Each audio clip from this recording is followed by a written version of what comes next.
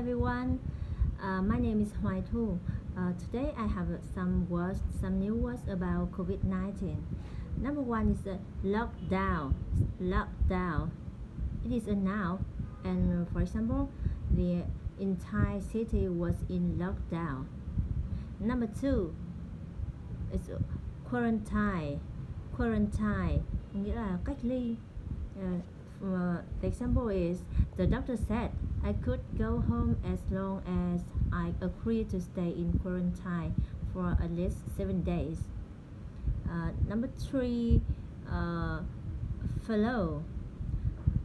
Furlough is a furlough, nghĩa là cho nghỉ phép. The example is the union represents about 10,000 active pilots, with nearly 2,000 more pilots currently on furlough.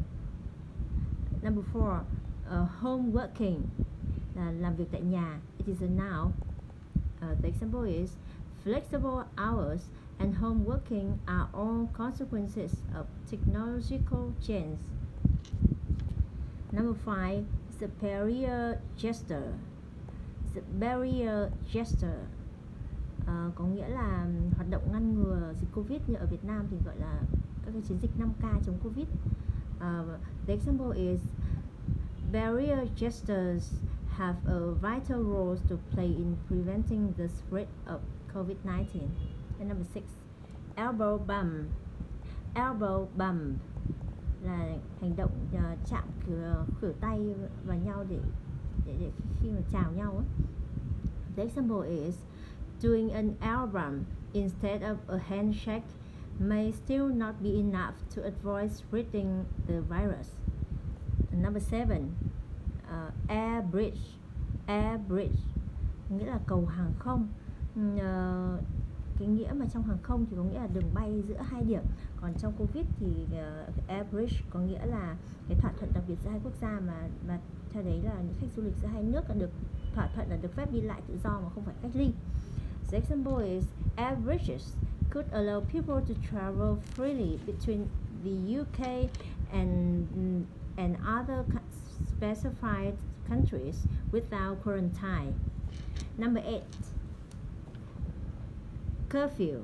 Curfew có nghĩa là lệnh giới nghiêm.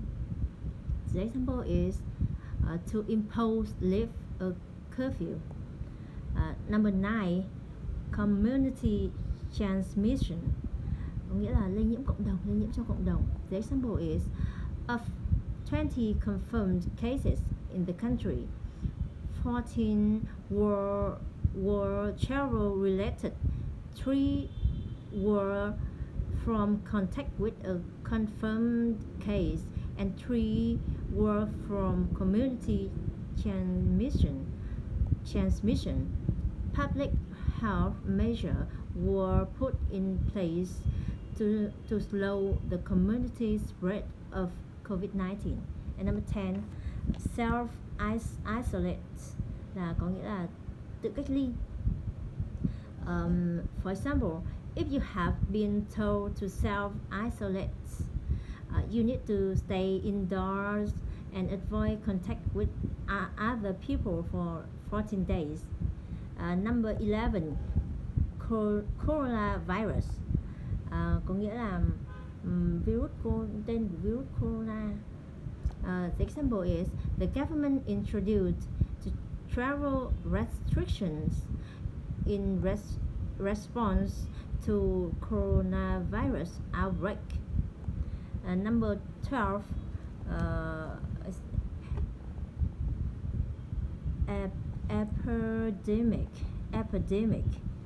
epidemic. It is a noun, có nghĩa là bệnh dịch. For example, a flu epidemic. Number 13, pandemic. It is an adjective, có nghĩa là dịch bệnh. For example, in some parts of the world, malaria is still pandemic. In some parts of the world, malaria is still pandemic. Okay, 14. Zoonosis là bệnh dịch lây từ động vật sang người. This is now. For example, implementation of these strategies will limit potential environment contamination, thus reducing potential transmission to other animals and reducing public health impacts due to waterborne zoonosis. 15. Outbreak nghĩa là bùng phát. For example, an outbreak of cholera, food poisoning, rioting, war. Number 16. Vaccine. It is now. For example, this vaccine protects against some kinds of the bacteria. Number 7. Immunity là khả năng miễn dịch. The example is the vaccination gives you immunity against the disease for up to 6 months. 18. Panic buying. Có nghĩa là sự hoảng loạn trong mua sắm. Nói đến là cái tình trạng mọi người sợ là thiếu lương thực, nó tích trữ lương thực, là họ đi mua sắm trong hoảng loạn để tích trữ. For example, the government admitted that there were a petrol shortage but warned people against panic buying. Number 19. Incubation period. Incubation period là cái thời gọi là quãng thời gian ủ bệnh. The example is the average incubation period of the virus is thought to be 5 days. Number 20. Antibody is a noun. For example, antibodies found in breast milk protect newborn babies against infection. Number 21. Patient zero nghĩa là F0 là những cái người mà mắc bệnh đầu tiên và sau đấy là đi truyền bệnh lại cho người khác. The example is scientists were hunting down patient zero who first developed SARS. Number 22. Epidemiologist.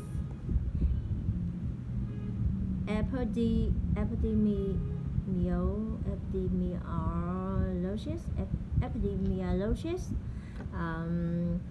có nghĩa là nhà dịch tễ học. For example, epidemiologist who led the study say leafy greens and colorful vegetables are especially potent cancer fighters. Number 23.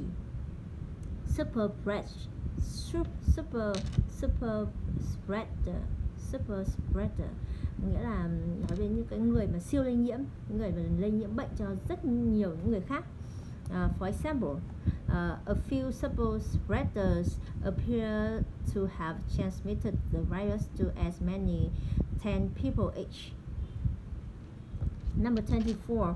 Stockpiling nghĩa là dự trữ. It is now. For example, increasing instability is encouraging stockpiling. Number 25. Face mask. It is a noun. Nghĩa là cái khẩu trang. For example, medical staff are required to wear protective gloves and face masks. Number 26.